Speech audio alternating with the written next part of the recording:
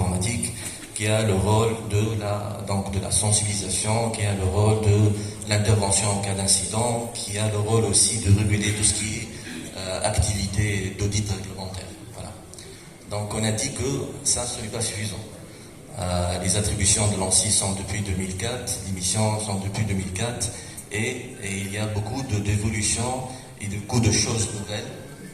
Donc il faut mettre à jour ces missions, et il faut mettre à jour aussi le mode de fonctionnement de notre Agence nationale de sécurité informatique. C'est pour cela on est en train de préparer, de travailler sur un nouveau texte qui va donc donner à l'ANSSI des nouvelles attributions.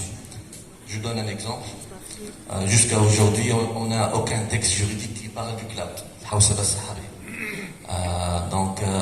On a dit que pour réguler tout ce qui est cloud national, on va mettre en place un programme de labellisation pour les fournisseurs de services cloud.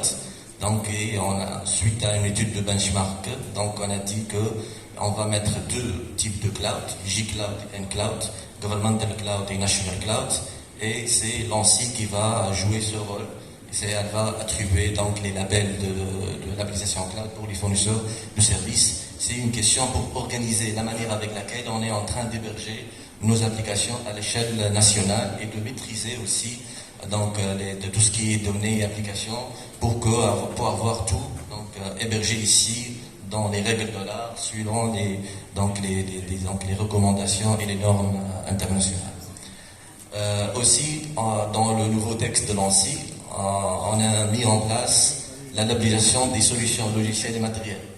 On s'est inspiré du modèle français, donc il va y avoir Alamat Mu'amman, logiciel sécurisé.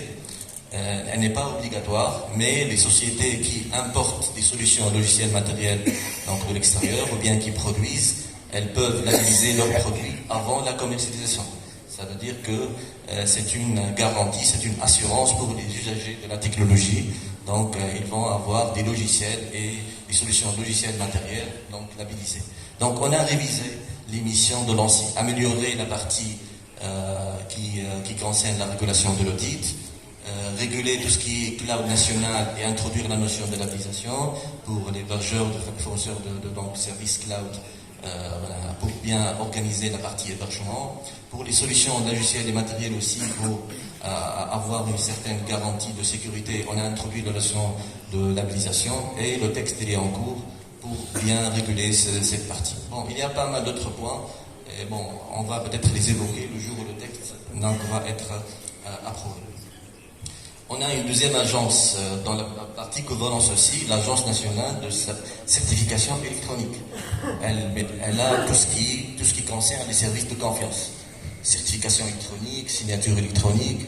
Donc le rôle de l'Agence nationale c'est d'intégrer les services de confiance dans les applications et les services donc e-gov à l'échelle nationale. Ça, c'est la deuxième agence. Et on a aussi l'ADP, elle fournit le support technique pour les juges en cas des cyberattaques, cybercrimes, c'est pour faire l'investigation légale.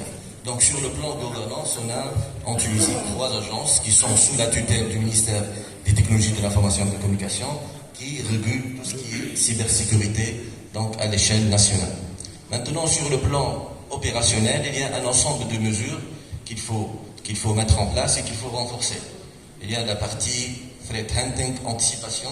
Les mesures d'anticipation, c'est pour exploiter tout ce qui concerne l'intelligence artificielle et les données pour garder une longueur d'avance sur les problèmes, chasser la menace avant qu'elle arrive au niveau des systèmes. Ça, c'est la partie anticipation. Puis on a la partie prévention. Dans la partie prévention, essentiellement, on a l'audit de sécurité, de sécurité informatique. Donc, on est en train de réviser le cadre pour inciter les entreprises publiques et privées à se faire auditer. Et bien sûr, qui dit audit, il y a des recommandations qu'il faut appliquer. Puis, troisième type de mesures qu'il faut améliorer, c'est les mesures de détection. Donc, il faut mettre en place les sondes là où il faut les mettre pour détecter les incidents au bon moment pour intervenir à temps. Après la détection, vient les mesures d'urgence. C'est pourquoi on a un CERT national et des CERT sectoriels, Computer Emergency Response Team. Donc nous sommes en train de renforcer le CERT national et de mettre en place des CERT sectoriels pour détecter et intervenir à temps en cas des incidents. Et les mesures d'urgence, c'est pour maintenir les systèmes en vie jusqu'à on arrive à la remédiation. Donc les mesures de remédiation, il leur faut donc des solutions de sauvegarde. Donc il faut au préalable mettre en place des solutions de sauvegarde nécessaires pour pouvoir remédier aux problèmes en cas d'incident. Et ceci rentre dans le cadre du business continuity plan et de disaster recovery plan, donc la continuité d'activité et la reprise d'activité suite à des incidents. Et à la fin, bien sûr, on doit renforcer la partie investigation parce qu'il faut comprendre ce qui s'est passé, il faut revenir et améliorer donc les mesures de sécurité comme ça, ainsi on peut améliorer tout ce qui est donc maîtriser la sécurité du cyberespace. Juste un dernier point, la partie coopération elle est essentielle. La partie coopération elle est essentielle. Donc pour pouvoir adhérer à la convention de Budapest, il nous faut un cadre juridique pour la cybercriminalité. On a bien travaillé sur ce texte, il est sorti. Et actuellement, nous sommes en train d'avancer dans la procédure pour adhérer à la Convention de Budapest. Ça, c'est important parce que la plupart des cyberattaques, c'est des attaques qui passent les frontières. Ça veut dire qu'il faut adhérer à des conventions internationales, il faut coopérer avec les autres pour pouvoir faire face à ce genre de phénomènes de cybercrime qui passent les frontières. Donc essentiellement, si je résume, on a un cadre juridique qu'il faut mettre à jour, un cadre institutionnel qu'il faut renforcer et un cadre technique qu'il faut mettre en place avec un ensemble de services et un ensemble de projets. Ça, c'est le rôle du gouvernement.